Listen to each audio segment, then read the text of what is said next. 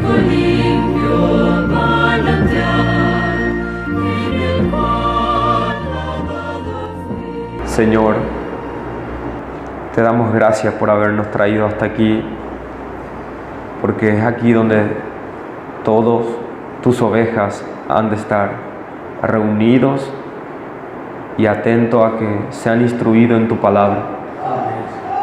Queremos, Señor, acercarnos a ti a través de este estudio, que tú puedas permitir de que nuestros oídos escuchen tu voz y que nos muestre nuestra culpa y nosotros arrepentidos podamos ir a ti para corregir todo conforme a tu palabra. Deseamos, Señor, que Manantial de Vida sea edificado, cada día sea, Señor, limpiado.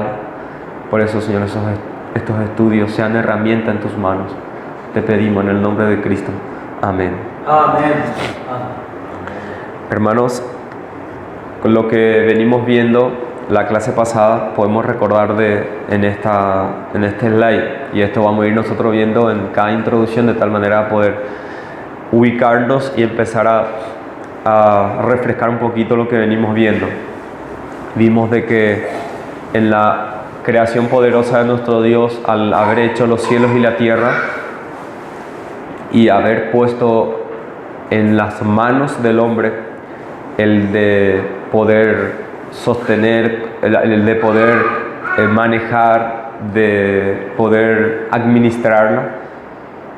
Posteriormente a eso, el hombre cae en desobediencia, no cumple conforme a lo que fue el pedido, no fue fiel al mandato, sino que cayó en el pecado. Ese pecado hizo a que el Señor otra vez actúe y ahora haga otra vez una obra mucho más sorprendente que los cielos y la tierra, y eso fue la salvación. Y la salvación representa para todos aquellos que han sido llamados por el Señor como la forma de tener el entendimiento de la realidad de las cosas. Nosotros vimos de que fue el pecado la que nos limita a nosotros, o la que nos deja totalmente sin entendimiento en las cosas reales, y es Dios que trabaja a favor de este pueblo. En este pueblo nosotros, así como la construcción de la Torre de Babel, tenemos una confusión de distintas formas. Algunos hablando de otra forma, otros hablando de una forma. Tenemos posturas y posturas dentro de ese grupo.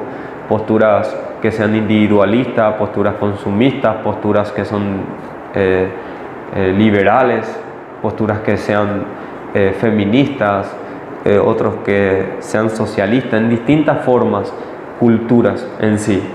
Dentro de eso el Señor establece el cristianismo, donde el cristianismo son grupos de personas que son transformados por Dios desde lo interior de su corazón, y es transformado a través de la palabra de Dios, y es para la finalidad de su obra y la finalidad de su gloria. Eso es el cristianismo. Ahora, ¿cómo nosotros nos volvemos cristianos? ¿Es que uno se puede hacer cristiano? No, que tiene que ser transformado por Dios, y Dios usa su palabra para eso. Entonces, algunos, para ser parte de esa vida cristiana, tienen mandatos claros de por qué tienen que ser parte de ese grupo. Dentro de ese mandato es donde uno viene ya apartado por Dios para ser parte de ese grupo que le obedece en todo sentido. Y dentro de las obediencias del cristiano, la iglesia cumple un rol fundamental. El cristiano tiene que ser parte de una iglesia. Un cristiano que se denomina que está siendo parte de una iglesia universal, parte de los que han sido bendecidos por la salvación en Cristo Jesús, tiene que formar parte de una iglesia. Aquellos que dicen ser cristianos, pero que no lo están formando parte de una iglesia local, está teniendo un entendimiento muy erróneo, o está en una ignorancia, o está en un pecado.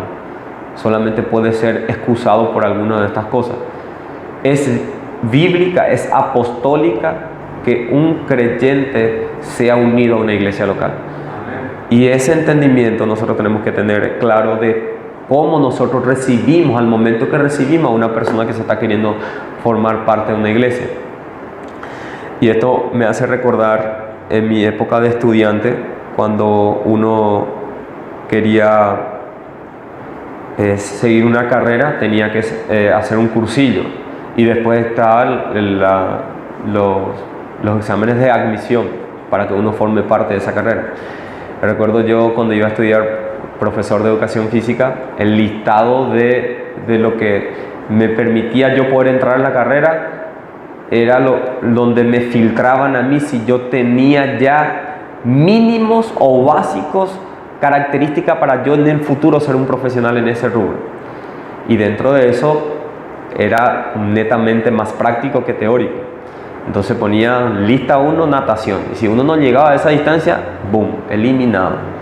Y si uno no llegaba a un tiempo en una cierta carrera, no reunía las características. Y en la membresía básicamente funciona de la misma forma.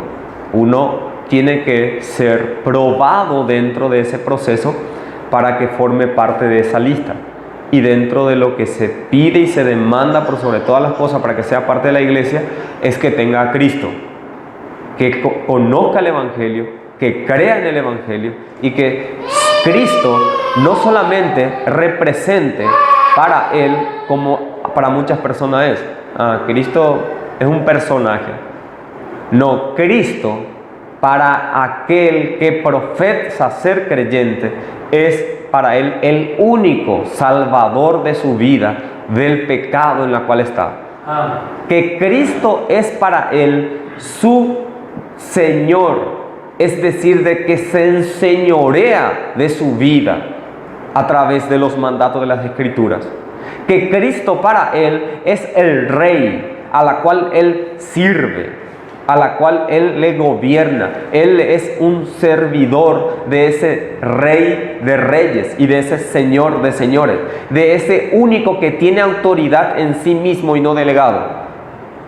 Si nosotros queremos recibir a otros como creyentes, tiene que ser claramente de que conozca a Cristo de una manera salvífica, no de una manera solamente por nombre. Entonces, la membresía es importante, la membresía es necesario, la membresía que cumple dentro de la iglesia, ¿qué puede evitarnos y qué problema puede traernos? Son las cosas que tenemos que plantearnos para que podamos ir avanzando en este punto. Y nosotros dijimos de que el Señor claramente tiene su pueblo, tiene una manada pequeña, y eso tiene que ser cubierto dentro de la membresía, que es el conjunto de todos esos miembros que forman parte del cuerpo de Cristo, de la esposa de Cristo, del pueblo de Dios. Entonces nosotros formamos parte de la membresía a medida que nos vayamos sometiendo a las autoridades de la iglesia. Ahora, estamos viendo en la semana 1, en la introducción, de que una marca importante de una iglesia sana, nosotros como Manantial de Vida estamos deseando que cada día más se vaya reformando todas las estructuras que con entendimiento más o menos distorsionado se fue estableciendo y que ahora bíblicamente se está queriendo poner de lado y establecer las órdenes divinas, porque esto es casa de Dios. Entonces, cuando nosotros estamos deseando que la iglesia sea sana, una marca muy importante es un entendimiento bíblico de la membresía.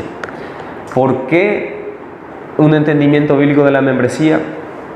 Porque a lo que hace a la iglesia ser sano son los miembros, y a quienes hace a uno a ser miembro es la membresía. Es decir, ¿por dónde yo voy a permitir que hombres como nosotros formen parte? A través de los requisitos para ser miembros. Entonces, una vez que uno cuide más de esas personas que están siendo parte de una iglesia, es donde uno va creciendo también en santidad de la iglesia. Por eso es que una marca importante de una iglesia sana es un entendimiento bíblico de lo que es membresía.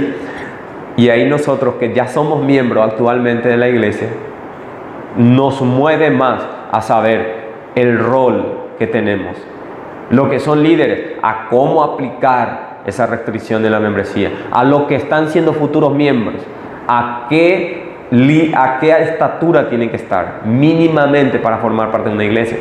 Y esto no es porque estamos haciendo a favor de algunos que por ahí, justo ahora el requisito se elevó y me va a ser más difícil ser miembro. No es la idea de eso. La idea es nosotros acá empezar a hacer conforme a la voluntad de nuestro Dios. Y en eso estamos. En la semana 1 de nuestro guía de estudio y estamos desarrollando lo que es la necesidad de la membresía. Y vamos a nuestro estudio en la página 25, si son tan amables, y vamos a recordar estos 3 puntos como definición. Y qué puntos tiene que ser entendidos cuando se habla de membresía. Ahí el autor Jonathan Leeman, que es uno de los escritores de Marder, de 9 marcas, está refiriendo cuatro puntos. El primer punto dice: la membresía de la iglesia es un pacto. No sé si hermano Johnny nos puede leer. Amén. La membresía de la iglesia es un pacto, es decir, es un acuerdo solemne entre un cristiano y una iglesia local en este pacto. El punto 2, hermana Claudia. La iglesia afirma la profesión de fe en Cristo del cristiano, es decir, al entender la membresía de la iglesia un individuo, la iglesia está haciendo hasta donde podamos observar, eres cristiano, ponemos nuestros sellos de aprobación sobre tu afirmación de que sigue a Cristo. Punto 3, el hermano Juan Carlos. La iglesia promete supervisar el discipulado del cristiano. Esto viene a través de la enseñanza, la predicación, la supervisión de los ancianos y la mutua edificación en la que todos los miembros de la iglesia deben involucrarse. Véase Efesios 4, 11 a 15. Punto 4, hermana Cristina. El cristiano promete reunirse regularmente con la iglesia, someterse a ella, a comprometerse con una iglesia a través de la membresía. Un cristiano individual promete reunirse regularmente con esa iglesia, someterse a su autoridad y enseñanza. Amén. ¿Qué es lo que vemos en estos 4 sencillos puntos? El autor nos quiere mostrar. En primer lugar, de que en la membresía es un acuerdo, que puede ser llamado como un pacto. Un acuerdo entre dos protagonistas. Por un lado, tenemos al miembro o a futuro miembro y a la iglesia, que ya tiene su listado constituido. Por otro lado, dice que la iglesia afirma de que ese varón o esa mujer está teniendo los requisitos necesarios para que forme parte de una iglesia. Y la iglesia da crédito de que hay en él señal o hay en ella frutos dignos de arrepentimiento. Entonces le hace formar parte. El punto 3 dice, la iglesia, por su lado la iglesia. Y la iglesia... Cuando decimos, ¿en qué estamos hablando, hermanos? Personas transformadas por el Evangelio. Amén. Por nosotros, personas que han sido transformadas. Entonces, la iglesia se compromete, dice. No está diciendo el pastor, ni en sí solamente las cabezas. La iglesia se compromete en supervisar y en administrar en sí todo lo que sea su crecimiento, le hace un seguimiento. Toda la iglesia se compromete. Y por último punto, el que va a formar parte también se compromete. ¿Pero en qué sentido? En asistir regularmente, en respetar las autoridades de la iglesia, en respetar las reglas y normas de la iglesia que tenga. Entonces, ¿esto qué se entiende? De que de ambos lados hay compromisos. Amén. De la iglesia para con el miembro y del miembro para con la iglesia. No es solamente querer recibir. Por eso es que el consumista está fuera de la membresía bíblica de una iglesia. Una iglesia sana no le va a recibir a uno que tiene características consumistas, ni a uno que tiene característica individual, autónomo. limpiata. ¿Por qué? Porque sus rasgos nos están mostrando de que ha sido transformado o nacido de nuevo. Entonces, ahí nos evita problema la membresía si nosotros tenemos buenos filtros, que sean bíblicas. Y también nos bendice recibir hermanos que realmente aman al Evangelio y vienen y después sirven al Señor en la iglesia, porque eso es el propósito. El Señor es el que establece profetas, evangelistas, pastores y maestros a fin de que sean perfeccionados sus santos. Entonces, ese es en primera medida lo que fuimos viendo. Y después, ahora vamos a ir a las primeras preguntas que se respondió la vez pasada. La primera pregunta dice: ¿en qué difiere o qué cambia esta definición de lo que tú has pensado o has experimentado en cuanto a la membresía de la iglesia? ¿Va a cambiar o pesa hoy de pensar a él? ¿Ha pesa hoy pensado en va a de ella poira? Entonces, muchas veces nosotros tenemos un conocimiento parcial de las cosas, no tenemos un conocimiento total. ¿Y quién tiene el conocimiento total? Es Cristo. Y a medida que uno se somete a Cristo, va entendiendo cómo tiene que caminar. Por eso, ¿recuerdan el texto de cuando Pablo escribía a Timoteo? Le dice: esto te escribo, citarlo, para que tú sepas cómo moverte en la casa de Dios, que es la columna y sostén de la verdad. Timoteo le estaba diciendo, una persona que era discipulado por el propio Pablo, y le decía: cómo conducirte. Y eso es para nosotros también más todavía demanda de ver y escudriñar de cómo tenemos que conducirnos en la casa de Dios, porque acá nosotros fácilmente podemos ser usados por el maligno. Tenemos que tener sumo cuidado en todas las pisadas que vamos dando en este contexto. La pregunta B dice: ¿este entendimiento de la membresía de la iglesia hace a la membresía más o menos atractiva para ti? ¿O por qué? Es atractivo cuando dice que hay compromiso también de mi parte y también de parte de la iglesia, que yo tengo que asistir regularmente. Desde el punto de vista bíblico, desde el punto de vista así como cuerpo, es mucho más efectivo y atractivo debiera ser, porque Amén. que va a generar inevitablemente la unidad verdadera. Amén. Ese compromiso Amén. como un esposo con su esposa. Amén, hermano. Totalmente. Un entendimiento que tenemos por gracia.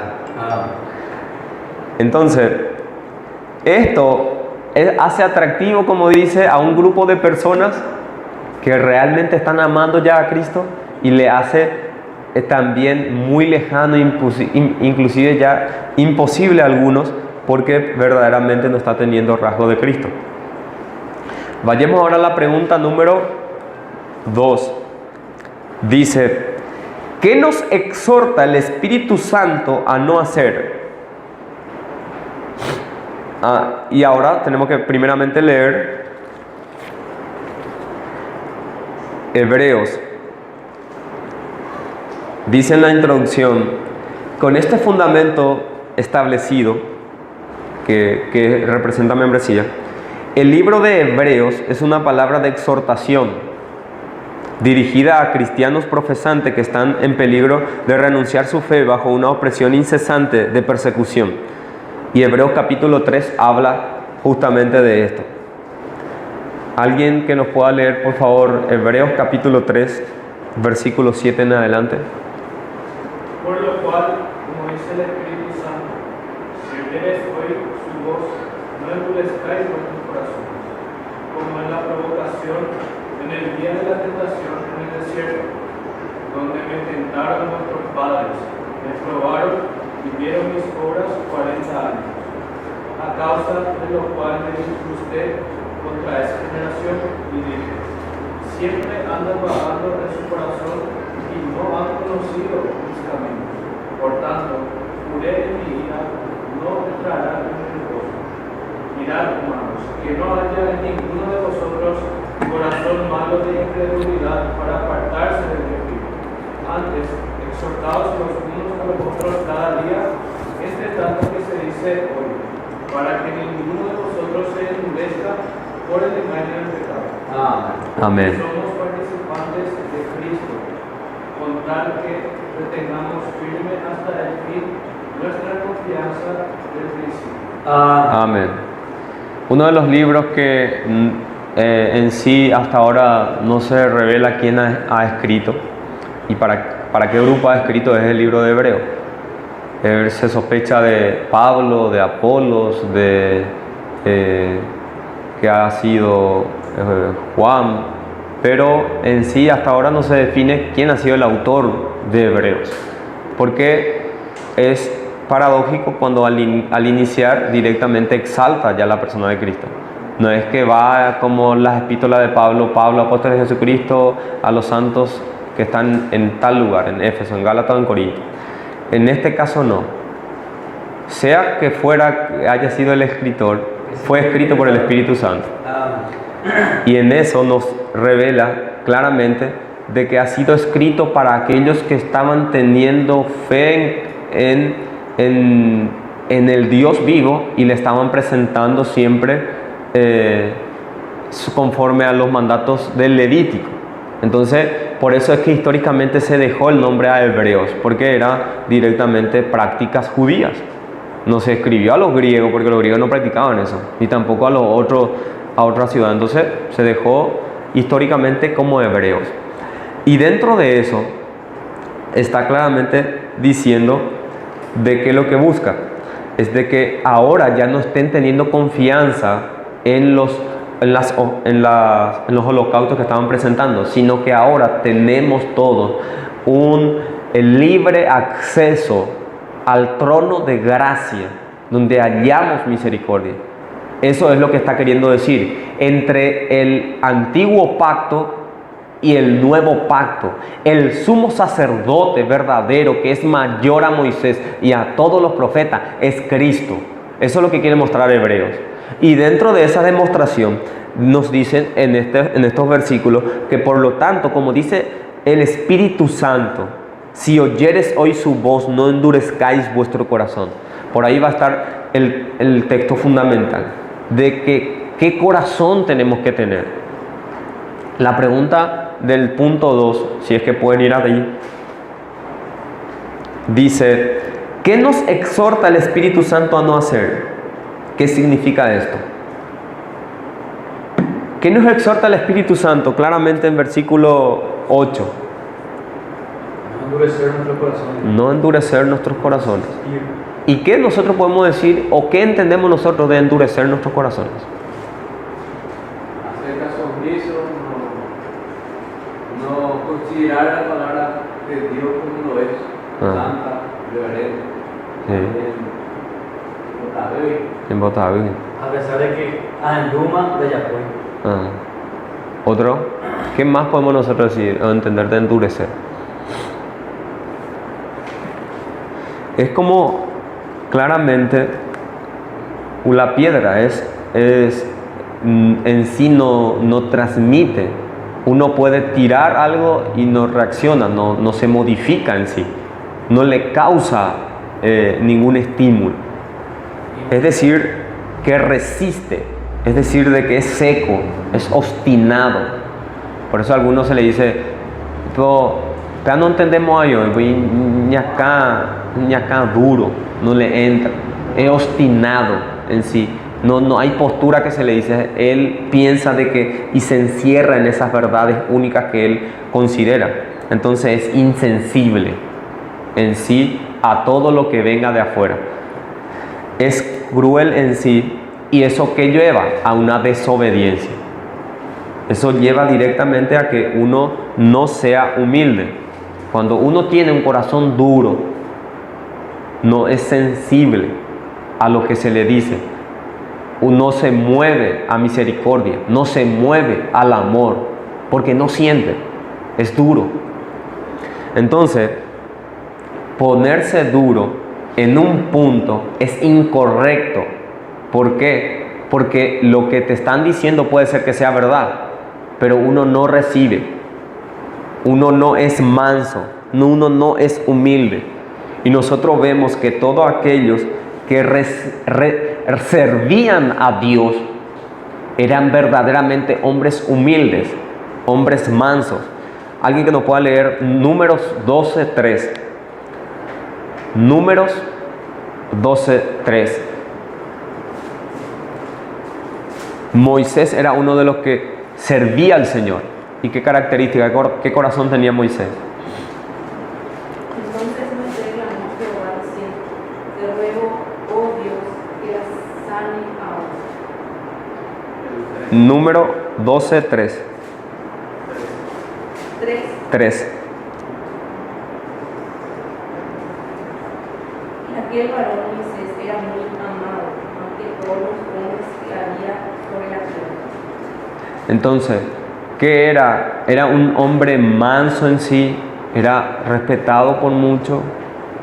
¿Por qué? Porque tenía esa cualidad. Él resistió a muchos, porque como nos dice en hebreo, le tentaban mucho el pueblo a Dios. O tentaban, Dios, ¿por qué nos trajiste de Egipto para que nosotros muramos de sed? No tenían que comer, también de la misma forma. Entonces, acá lo que nosotros estamos viendo de endurecerse es no tener sensibilidad. Por otro lado, los que servían a Dios, como Moisés, tenían lo contrario, no se endurecían, sino que recibía lo que estaba sintiendo el pueblo y él les transmitía otra vez a Dios. Por eso es que Moisés pudo soportar tanto también al pueblo y no dejó con un estrés en sí. Y esos fueron los israelitas.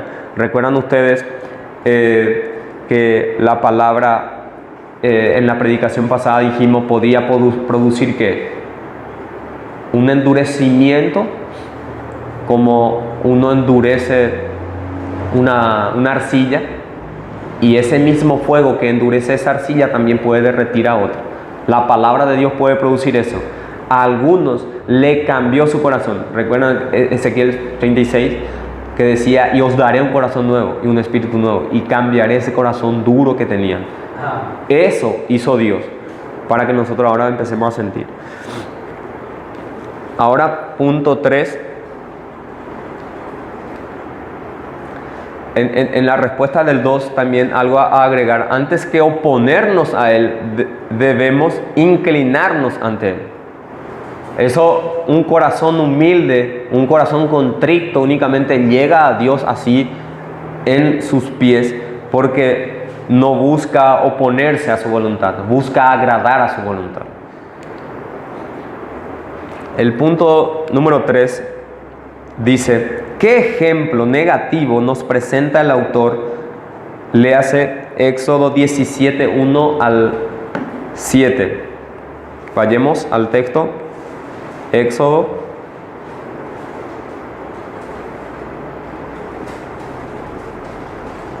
17, ¿alguien que nos pueda leer? Toda la congregación de los hijos de Israel partió del desierto de Zin por sus jornadas, conforme al mandamiento de Jehová, y acamparon en Refidim.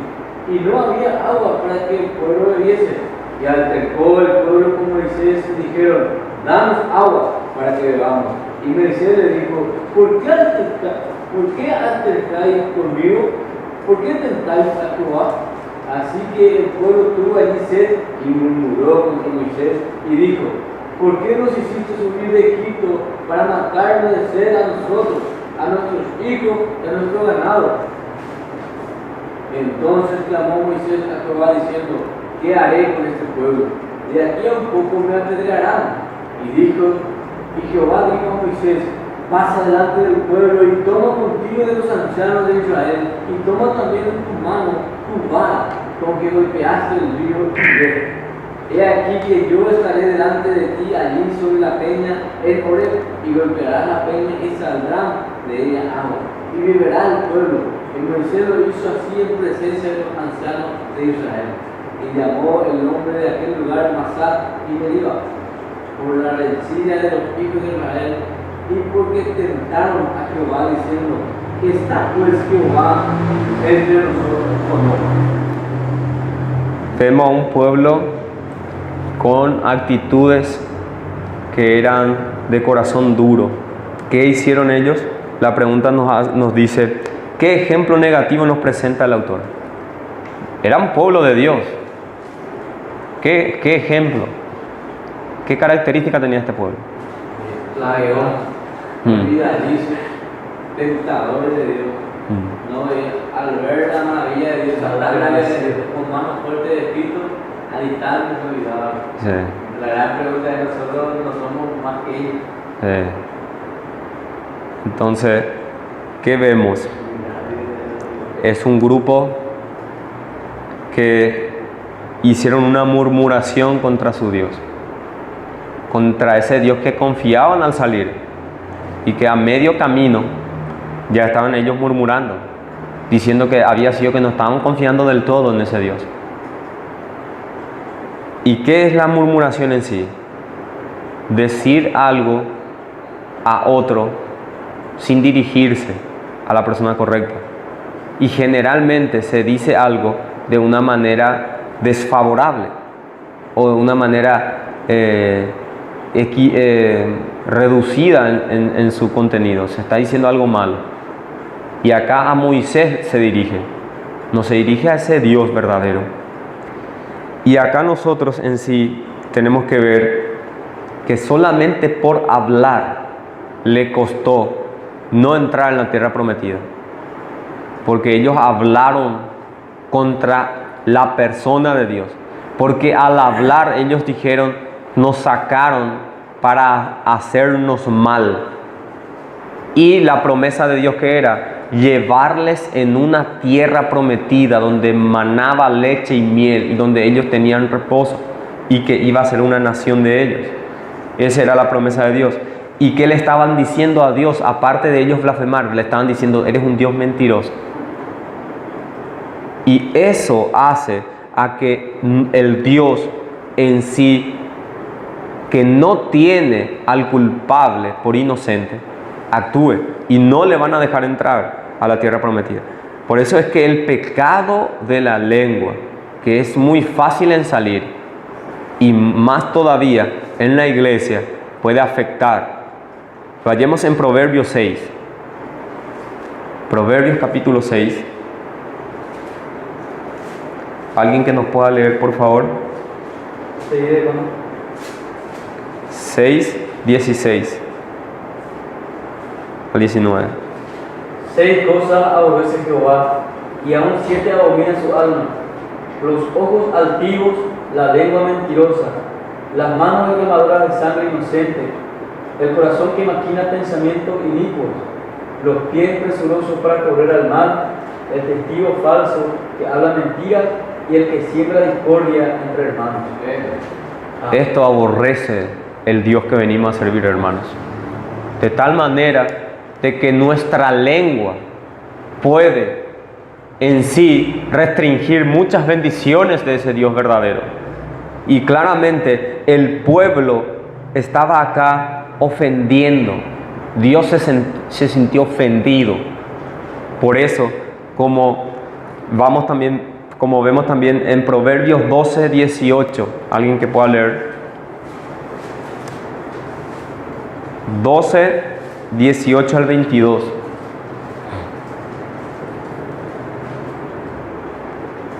Hay hombres cuyas palabras son como golpes de espada, mas la lengua de los sabios es medicina. El labio veraz permanecerá para siempre, mas la lengua mentirosa solo por un momento. Engaño hay en el corazón de los que piensan el mal, pero alegría en el de los que piensan el mal. Ninguna adversidad acontecerá justo, mas los impíos serán colmados de males. Los labios mentirosos son abominación a Jehová, pero los que hacen verdad son su contentamiento. Amén. El testigo falso habla mentira, y el que siembra discordia entre hermanos. Eso podemos nosotros producir con las simples palabras que decimos. Le restringió al pueblo de Israel, a mucha parte, que salieron de Egipto con la promesa que ya iban a cortarse la bendición de entrar en la tierra prometida. ¿Por qué? Por hablar, hermanos. No es menor el pecado de la lengua. Es algo en la cual tenemos que ver y observar constantemente. ¿Estamos hablando de más? ¿O no? O muchas veces estamos diciendo cosas fuera de lugar. Esto es para que nosotros nos veamos como aquellos pueblos, porque nosotros, como dijo el hermano, somos muy capaces de hacer. Somos iguales en pecaminosidad. No hay modificaciones. Vienen de esa misma corriente caída. Entonces, por eso es que tenemos que considerarnos que la murmuración puede llevarnos a una división y a una restricción de bendiciones de parte de nuestro Dios. Vemos que el pueblo no confiaba en que Dios podía hacer la obra, en que Dios prometió algo pero no estaba cumpliendo, porque ellos sentían en ese momento que estaban siendo abandonados, y que tentaron y demandaron de lo que ellos querían inmediatamente.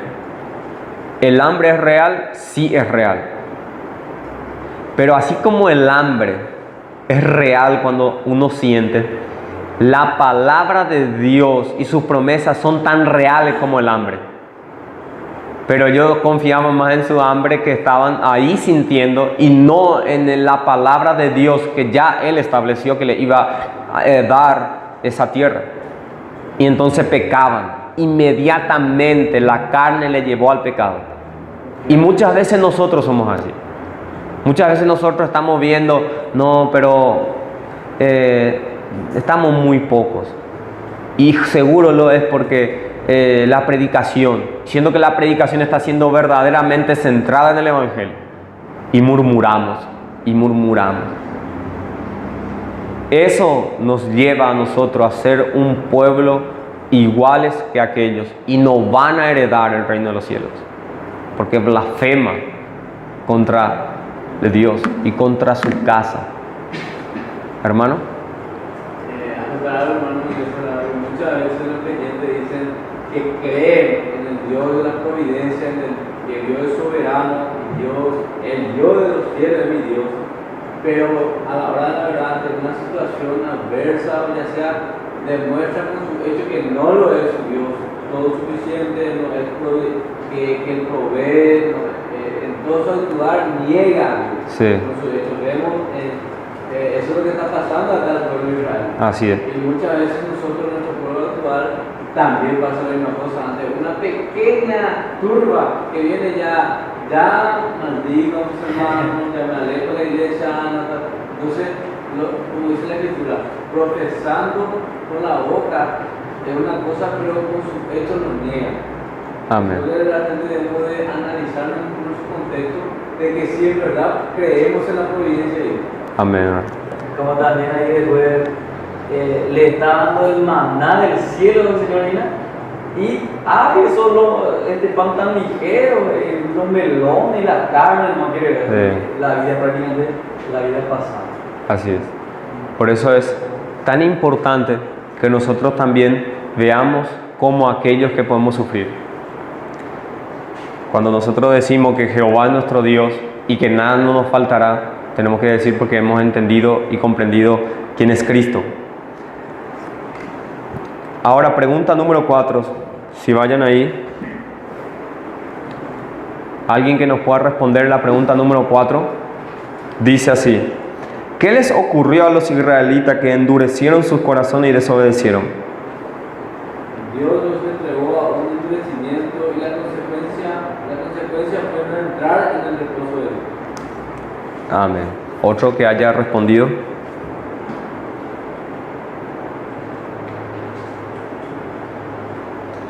El versículo 10 y 11 del libro de Hebreos dice: a causa de lo cual me disgusté contra esta generación y dije, siempre andan vagando en su corazón. ¿Eso qué es? Tenía unas pasiones solamente conforme a sus deseos pecaminosos, y no han conocido mis caminos, los caminos rectos y justos. Por tanto, juré en mi ira, no entrarán en mi reposo. Él claramente ya está diciendo, Él ya estableció lo que iba a pasar. No iba a permitir ese tipo de corazón.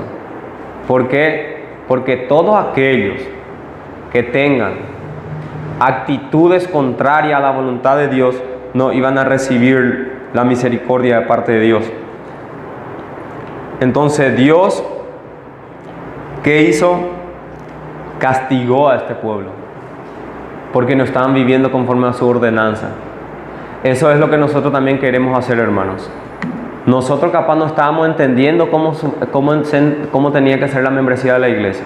Por eso es que nos estábamos comprometiendo, por eso no estábamos siendo responsables, por eso no estábamos en verdad aportando para que haya amor y unidad entre la iglesia. Ahora, estamos bajando claramente estos estudios en tierra, en nuestro contexto, porque hay necesidad de esto, para que después de esto se pueda demandar. Porque nuestro Dios actuaba así. Acá puede ser que nosotros seamos en sí muy buenos amigos, pero cuando la presencia del pecado está de por medio, ahí ya divide cualquier tipo de amistad. Y ahí se va a tener que aplicar la disciplina en la iglesia. Y la disciplina dentro de la membresía es restauración en primer paso y es expulsión en segundo paso. Porque no se tolera a aquellos, como fue en Corintios, una persona que estaba viviendo según su placer y no se estaba sometiendo según las Escrituras. Por eso es que este es un primer paso para que nosotros podamos empezar a alinearnos conforme a la voluntad de Dios. Mayor compromiso, mayor responsabilidad, mayor amor, mayor unidad. Eso tenemos que desear en el Señor.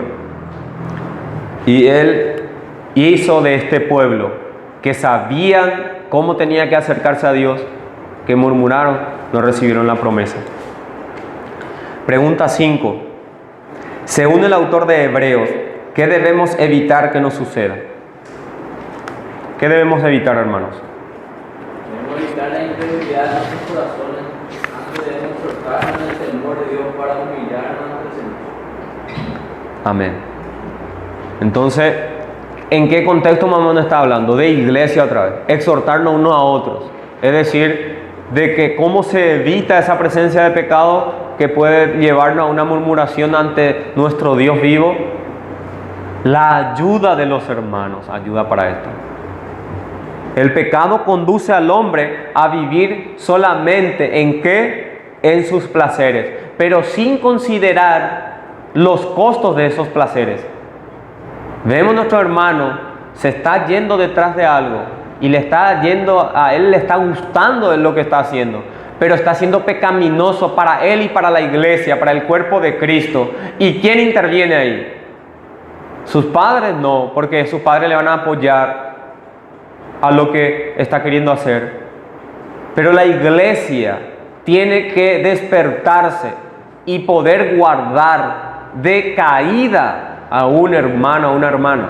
Por eso es que el compromiso dentro de la membresía es de la iglesia para con el miembro y del miembro para con la iglesia. Nosotros nos comprometemos con ese miembro y le ayudamos en su caída. ¿Estamos haciendo hermanos en manantial de vida? ¿Estamos extendiendo nuestra mano a aquellos que necesitan? ¿Estamos dedicando tiempo, dinero y energía para eso? Y si no lo estamos haciendo, ¿por qué no estamos haciendo? Que el Señor nos mueva no solamente a observar su iglesia, sino a trabajar, obrar, como hicieron estos que fueron convencidos también por el propio Dios, como fueron Pablos. Necesitamos, hermanos, tenernos amor en Cristo y extender nuestra mano para que pueda eso permitir que haya unidad y permitir que haya amor. De otra forma, no habrá una iglesia que sea edificada, porque depende de la santidad de nosotros. Claramente acá nos dice de que nos aseguremos de que ninguno de nosotros tenga un corazón malo. Y si alguien tiene, eso debe ser exhortado. Ese debe ser restaurado. Nos advierte de que el pecado y su presencia es la que puede en sí llevarnos al endurecimiento. Pregunta número 6 dice: ¿qué nos dice este pasaje que hagamos para asegurarnos de que no de que no neguemos al Dios vivo. ¿Qué nos dice? Versículo 13. Que cada día debemos exhortarnos los unos a los otros y que esa exhortación debe ser en el momento de decir, pidiendo sabiduría y consejo al Señor, ¿verdad? Haciéndole conforme a su corazón, no postergando cada vez más, porque a medida que uno más va entendiendo el corazón puede endurecerse más. Exhortarnos mutuamente y buscar, por sobre todo, acercarnos cada vez más al Señor. Amén. Tal cual, hermano. Claramente nos dice de que ante la presencia del pecado, la práctica de la iglesia tiene que ser exhortación. ¿Y la exhortación qué es? Porque cuando dice ya es exhortar, ¿a dónde ya que va bien? Va a imaginar la exhortar. Obedecer la palabra de Dios. ¿No puedo exhortar qué es? La práctica de la exhortación qué es? Exhortar es Hacerle ver a una persona que Bíblicamente, ha su pecado. una vida realmente errónea. Amén. Él está haciendo no ha sido realmente lo correcto y hacerle ver lo correcto, su falencia y también su pecado. Amén. A ver, ¿qué quería decir, John? No, Entonces, es cosas prácticas. Vamos a cosas prácticas porque esto tenemos que nosotros aterrizar y tenemos que nosotros aplicar. Exhortación. Viene un hermano, claramente. Nosotros le hemos visto que estaba ante unas prácticas que eran paganas. Y nosotros tenemos en sí a un Dios que servimos. Yahshua Super, nosotros fuimos testigos. Le decimos, hermano, lo que tú has hecho no es agradable a nuestro Dios que servimos. Si vos decís que que Cristo es tu Señor, eso es una práctica que tenés que quitar. No es un legalismo de que va y dice, denas ahí cristiano porque en ella popea. No es un es igual a. Hermano, eso que vos hiciste no es bíblico, no es de cristiano, no te edifica, no te va a colaborar para la santidad. Y eso te va a llevar a que te vayas apartando en el camino. No tenés que elegir ese tipo de trabajo, porque tú tenés que congregarte los domingos. Entonces, él ve y se arrepiente. Él no ve, se pide otro consejo. No, es que yo ya terminó, yo ya le dije tranquilo, me quedo. Me voy con otro testigo y trato otra vez con él. Y se sigue endureciendo. Y se sigue endureciendo. Va ese mismo caso ante la iglesia. Se hace público. Se hace público. Y ahí se establece ya a una disciplina. Esa disciplina puede conducir a que se le expulse. Sí, se puede expulsar a uno. El Señor mismo ha dado toda potestad a la iglesia. Y a la iglesia, personas que tengan entendimiento de la Biblia puede hacer eso. Por eso, hermanos, una exhortación es primeramente es un balde de agua fría para que otra vez en sí como el hijo de pródigo. Entonces, para que él pueda reflexionar y hacer en él encender el semáforo en rojo. Y entonces me sube luz verde a José hija no se le hace encender el semáforo en rojo para que se detenga con esa práctica y que considere y se autodiscipline.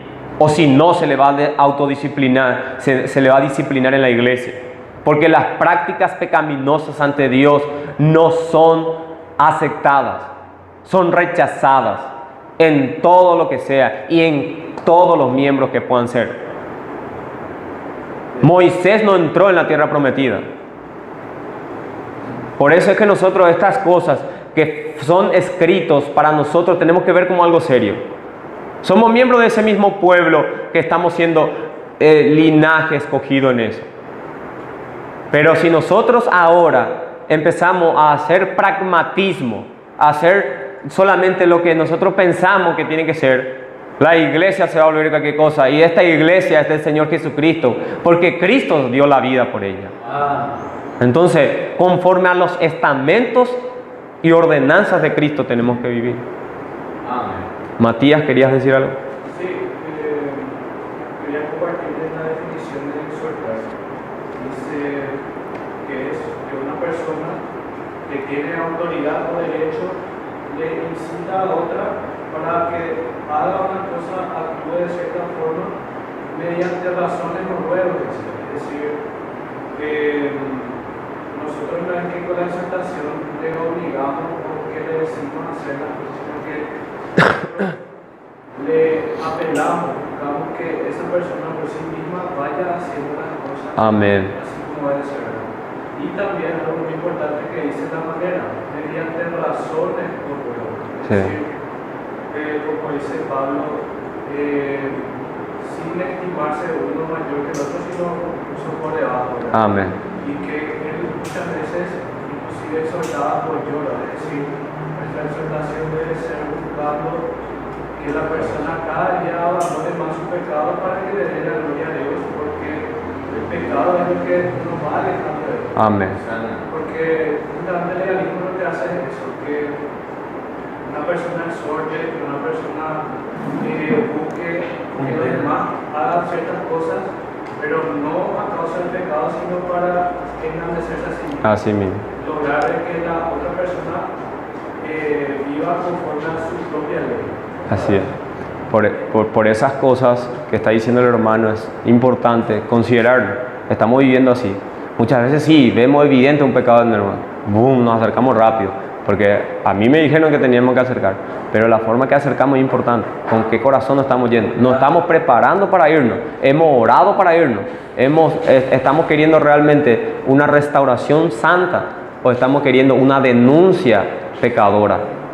Porque muchas veces todo lo que uno reciba tiene que ser en amor, porque solamente el que ama disciplina. Y uno cuando está siendo restaurado, siente que le está queriendo mostrar su error, y no él está siendo el problema, sino que su pecado que está morando en él. Por eso es que hay una división entre un hermano y otro hermano, entre yo y Johnny. ¿Y qué yo tengo que ver? No en Johnny, sino en el pecado de Johnny. Y en ese pecado yo voy. Esto hiciste y esto va contrario a la Escritura. Y así restaurarlo. Cosas prácticas que podemos también nosotros, por ejemplo en la iglesia tenemos que exhortar. A ver, punto 7 nos dice eso. Algunas cosas prácticas. ¿Cuándo tenemos que intervenir? Por ejemplo, ¿qué caso en la iglesia? Por ejemplo, el asistir a la actividad de la iglesia, ¿verdad? La actividad de la iglesia, sí. Que la exhortación no solamente es llamar la atención por el pecado, sino animar a hacer algunas cosas que de repente uno está haciendo, o dejar de hacer otras cosas. Por ejemplo, de repente, así como dijiste, el trabajar no tiene nada de malo, pero si el trabajo te está llevando a descuidar la iglesia, entonces ahí es necesaria una exhortación. Sí. Una de las exhortaciones puede ser, como dije, que los miembros participen en las actividades, las oraciones, o sea, actividades corporativas. Sí. Venir a la oración, venir a las clases. Sí. En esos casos sería, si nosotros, exhortación se aplica en esos casos, cuando nosotros estamos viendo de que él está reemplazando otra actividad fuera de eso. Ahí usamos la exhortación. En el caso de que nosotros estamos solamente invitando, es animarle a que venga. Porque nosotros sabemos que tiene hora libre y por perezoso no está viniendo. O sea que es un pecado otra. Esa pereza que viene acá. Exactamente. Por eso, como dice acá en Gálatas 6, ¿verdad? Hermanos, si alguno fuere sorprendido, vosotros que sois espirituales, restauradle y el cómo, con espíritu de mansedumbre y considerándote a ti mismo, no sea que tú también estás tentado. Amén. Y no solamente hay que darte en la exhortación, ¿no? Sino que sobrellevar los unos las cargas de los otros y así cumplir así la ley de Cristo. Amén. Es decir, que la exhortación debe llevarte a, bueno, ¿qué puedo yo aportar para dar el cambio? No solamente marcar la mancha sin dar el auxilio. Amén. De hecho, también me de una forma que yo creo que si cada uno de nosotros tendemos o nos vamos más a la piedad y a someternos más a Dios, nos humillamos más, entonces vamos a tener superiores como Amén, hermano, totalmente. Dice, incluso en la comunión, de dar un ejemplo práctico diario de cómo se exhorta tú personalmente, hoy. Yo pongo así, en la comunión personal es el estudio de la palabra. ¿Dónde estás en la palabra? Prácticamente, porque solo hablar, porque me digo a mí mismo, ¿cuánto tiempo estoy pasando con mi Señor, con mi Dios, en comunión, en oración, en ruego, súplica, leyendo la palabra del Señor, teniendo una devoción con Dios, no YouTube y cosas así, sino que yo oí la palabra del Señor? ¿Cuánto tiempo? Profundizar el estudio de quién es Dios y quién somos nosotros. ¿Quién es Dios? Porque la consecuencia de al no ver a Dios, su grandeza, su santidad, su amor, su perdón, tú vas a ver a otro hermano, tipo, lo vas a jugarte en Cristo lo que Él te perdonó. Así es. No te vas a valorar a ti mismo y vas a seguir los pecados que te hacen. Amén. Estudiar la historia de la iglesia. No salir, estudiar profundamente cómo la iglesia se ha mantenido verdadera, la iglesia se ha mantenido puro a lo largo de la historia de la iglesia, manteniendo firme en la escritura. Ejercitar los miembros a la piedad, devoción y compromiso con la iglesia. Si nosotros no participamos, si ayuda a oír, a ver, antes que vaya a cañicer yendo ahí, nota que en verdad no quiero conocer a mis hermanos, no quiero estar con ellos, no sé que vos tenés una familia y vos tenés un hijo y encerrado y ya está la comida, o la chico, voy a ir, entonces no hay ese amor, ese cariño, ese estímulo. Yo recomiendo una película ahora que darle la época de cuando los primeros cristianos vivían en cuevas, se amaban, realmente había una devoción a Dios y a los hermanos. Porque se le cada uno por su lado, así. Y esas son las cosas que va produciendo el Evangelio. Que a una medida que nos vamos conociendo más al Señor Jesucristo, vamos a poder practicar esas cosas. El punto de hacer exhortación a uno tiene que ser por algo puntuales, que nosotros estamos viendo que está siendo pecaminoso y queremos nosotros que salga de eso y deseamos. Entonces puede ser ante una perezosidad, como dijimos, ante una falta de oración, no está recibiendo nada porque no está pidiendo, dice las Escrituras. Entonces le animamos a eso, a que ese hermano, esa hermana salga de esa crisis y va a salir solamente con el Evangelio. Vamos a la pregunta número 8, que dice, en el versículo 13, el autor nos advierte en cuanto a no ser endurecidos por el engaño del pecado, dice, y nos pregunta, ¿qué nos enseña esto acerca del pecado? ¿Qué nos transmite, hermanos? Que puede insensibilizarnos. Sensibilizarnos, sí, efectivamente. Esto nos enseña también de que el pecado es una fuerza activa, peligrosa dentro de nosotros.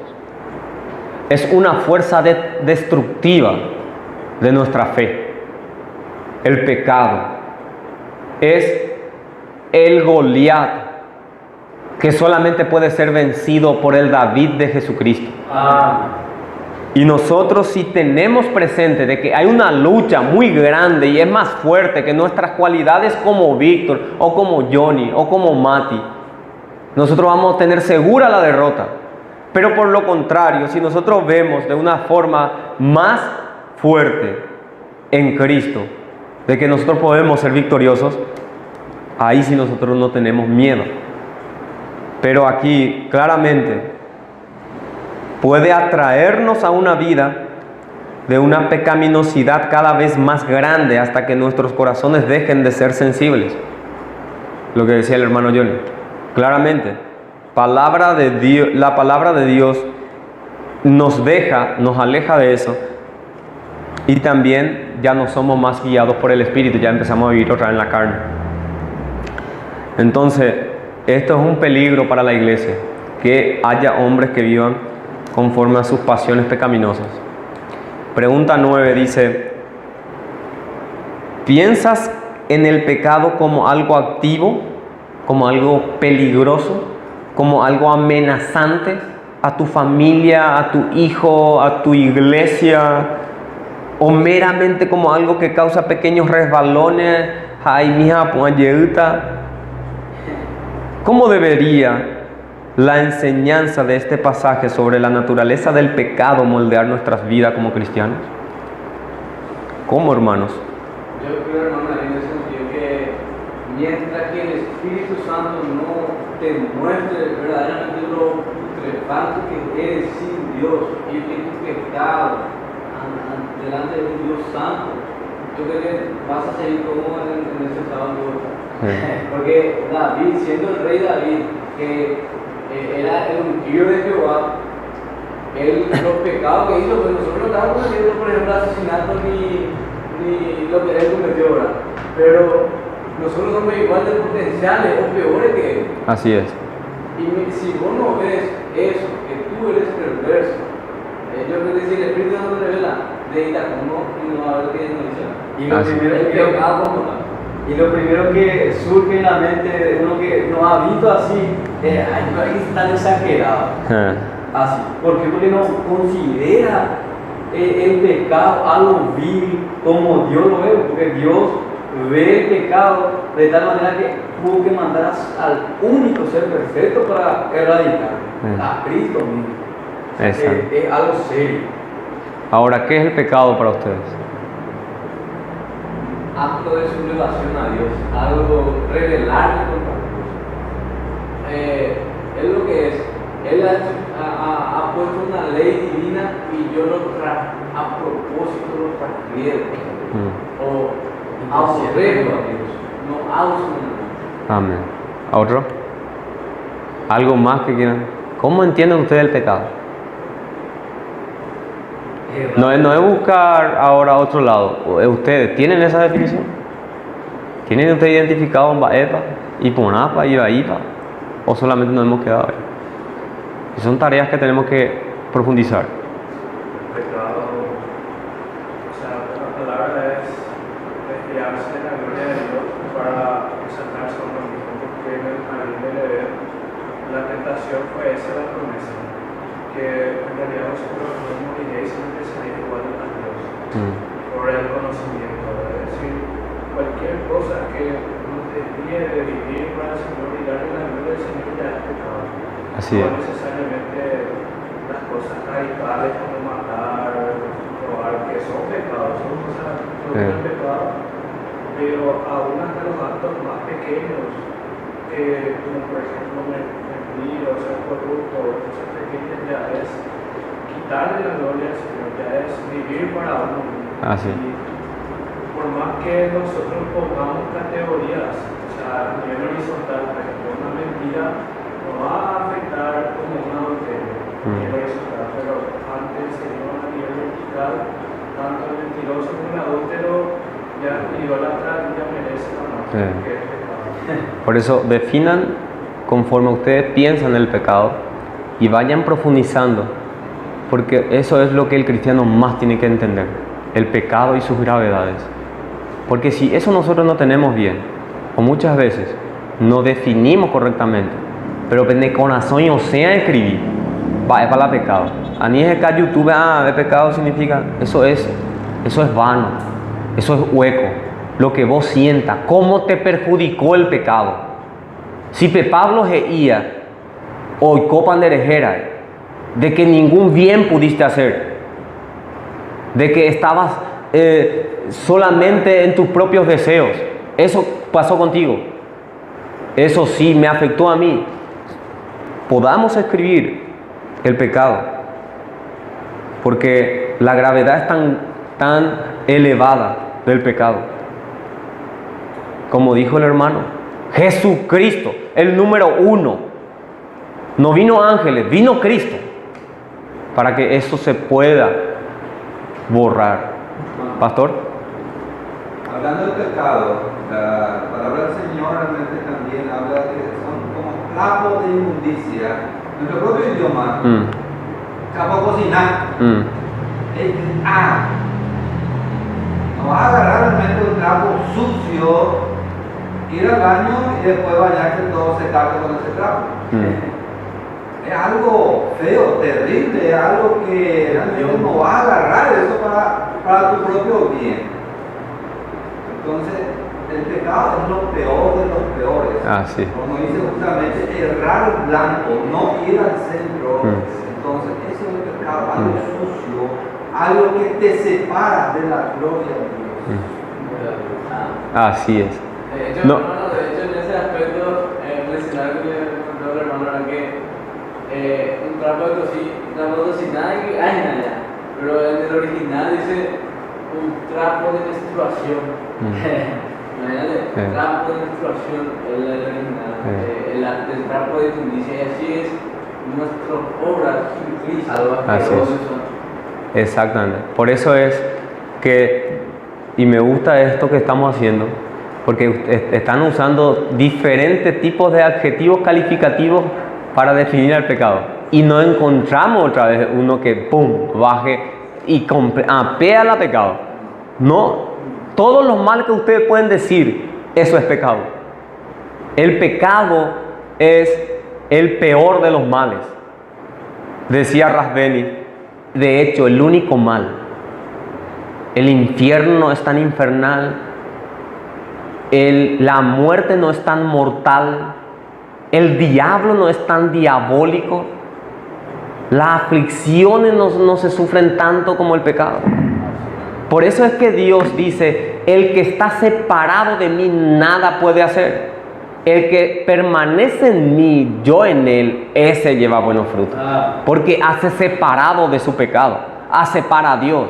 Por eso es que nosotros tenemos que identificar esto como el mal de males que nos puede a nosotros afectar cada día.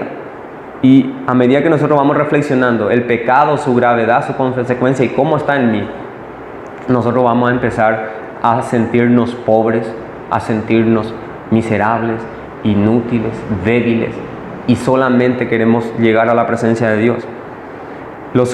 Y eso que nosotros estuvimos viendo, el Señor nos manda a huir de eso, pero huir no de una forma a que desvía y huir, como ese pitbull que te viene atacando y vos corras por tu vida. Uno tiene que correr del pecado, y nosotros eso tenemos que hacer si es que tenemos solamente el peligro de que si nos está pudiendo perjudicar, va a saquear tu casa, va a dispersar tu familia, va a afectar la comunión en la iglesia, el pecado.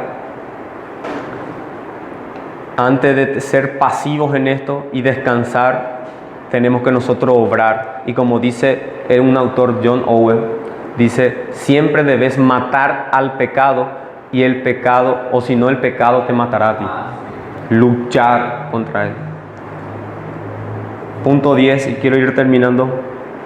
Dice, ¿de qué forma es alguien que no es miembro de una iglesia especialmente susceptible a ser endurecido por el engaño del pecado? ¿Cómo es uno que no es miembro, a diferencia que uno que es miembro? Se ha encomendado unos a otros para velar por sus vidas. Uno que es miembro se ha encomendado, o sea, yo te pongo también mi vida en presencia de ustedes para que ustedes me analicen, me ayuden, me encaminen, me exhorten, me animen cada momento a través de la palabra, porque la palabra es inspirada, útil para enseñar, para redarguir, y eso usan ustedes. Y si un miembro de la iglesia comienza a estimar el pecado más que a Jesús, la iglesia entera es llamada a buscar a este individuo hasta el punto de la exclusión. Tienen que ir a andar atrás. El problema de rechazar la unión con la iglesia es que simplemente puedes irte a cualquier momento. Entonces uno, si no tiene una responsabilidad igual así, no ve realmente un compromiso. Pregunta 11 dice, ¿cómo sabemos que somos hechos participantes de Cristo? Pregunta, ¿qué efecto debería tener esto en la forma que vivimos como cristianos? ¿Cómo nosotros sabemos que permanecemos en Cristo? Porque porque perseveramos en la fe. Amén. Porque esto no es una carrera de sprint, que yo hago una obra hoy y mañana tengo un reposo en ese sentido. Hermano, también, ¿cómo sabemos que somos hechos participantes de Cristo? Yo creo que una persona, la diferencia es luz y tiniebla. Sí. Sois luz, no es que puede llegar a ser luz. Amén. Asevera que somos. Amén. Asevera que estamos vivos. El que no está vivo está muerto, es un cadáver inerte a las cosas espirituales. Sí. O máximo puede ser moral, pero hediondo en cuanto a esto. O sea que esa es la diferencia entre un cadáver y uno que vive. O sea que grande es la diferencia Sí. entre la luz y tiniebla. Amén. Debe haber diferencia. Así es, totalmente. Y entonces necesitamos depender de la gracia de Dios y de la comunión de los hermanos unos con el otro para que nosotros podamos perseverar hasta el fin. ¿Quién puede por sí mismo perseverar hasta el fin? Nadie, solamente en la comunión con la iglesia. Cuando yo estoy flaqueando, hay un hermano con su palmada diciéndome ánimo, seguí adelante. Los equipos funcionan así, y más todavía en nosotros que somos la comunidad de parte de Dios. Ahí tenemos la Biblia que constantemente nos va instruyendo. Punto 12, y con esto vamos a concluir y cerrar la idea. A la luz de este pasaje, ¿cómo responderías a alguien que te dijese: no necesito unirme a la iglesia, puedo crecer bien como cristiano yendo a la iglesia cuando quiera y donde quiera? Esa pereta super, hermano, con eno petopame te dije y APM, pues más deja la iglesia si no es necesario. Esa para allá rata sube Johnny. Y primero que nada, que no ha entendido bien el qué significa ser parte de un pueblo. Al ser parte, si tú eres cristiano, eres parte, miembro de Cristo. Amén. Y si verdaderamente has entendido eso, entonces necesitas unirte a tu cuerpo. Amén. De lo contrario, lo que estás manifestando es lo contrario, que aún no estás como piedra arriba. Amén. Es como bajo el término y nada. Bueno, yo por ejemplo le haría la siguiente comparación, ¿verdad? Que él imagina que es un padre de familia y tiene niños pequeños. Y él dejaría simplemente que cada niño haga lo que quiera, decir, que se vaya a la calle, a la casa de un amigo, que coma lo que quiera, duerma a la hora que quiera, haga lo que quiera hacer. Si él hiciera eso sería un mal padre, y el Señor básicamente eso es lo que nos hace a nosotros, nos va dejando ciertas enseñanzas, ciertas pautas que nosotros vamos a seguir para ello. Amén. Tienes que con tu hermano, tienes que trabajar con él, tienes que ayudarse mutuamente, no tienen que pelearse, etc. Y sobre todo, siempre están sujetos a la autoridad. Amén. Si ustedes se van a todos lados, entonces, o sea, no va a ejercer autoridad, no va a ningún padre. Amén. Si él sabe bien que si él le deja una rienda suelta, ellos van a hacer cualquier cosa. Sí. Como nosotros somos capaces también en eso. Y Dios ha puesto a su hijo en su hogar. Amén. Entonces en esto vemos que someternos a la iglesia implica mucho más de lo que nosotros estábamos pensando, porque es para empezar a guardarnos y por sobre todo, como vemos acá la respuesta, que la membresía de la iglesia implica que la iglesia firma la profesión de fe de un cristiano. Yo veo que él es cristiano, tiene verdadero amor al evangelio y que vive lo que está profesando. Cada cristiano debería desear esta confirmación, dice, y eso se va haciendo propio en el contexto de la iglesia. Y también de que todo lo que se haga en la iglesia, él hace parte de la predicación, también en la adoración, en la oración, para que pueda en verdad no solamente ser un observador de la obra de Cristo. Como conclusión, hermanos, que nosotros vimos Hebreos capítulo 3 y Hebreos capítulo 3 que nos muestra en no endurecer nuestros corazones, y que vimos de qué es lo que facilita para que se endurezcan nuestros corazones: el mundo y el pecado que está ahí en nosotros. Que eso va a hacer de que nosotros vamos no escuchar las consideraciones de Dios, no orar constantemente, no adorar a Dios como la persona y el Dios trino como es. Entonces, La necesidad de la iglesia podemos nosotros ver así. ¿Qué representa? La membresía representa un compromiso de la iglesia hacia los miembros y los miembros hacia la iglesia. Es de ambos lados. ¿Qué es el objetivo? Estimular a llevar una vida de perdón y amor. Eso nos estimulamos constantemente. Y no, es un acto de amor, una vida de amor y de perdón, en acciones de gracia por el conocimiento de Cristo. Conoces a Cristo y así como ha sido enseñado por Él, dice claramente Colosenses, así vivan también.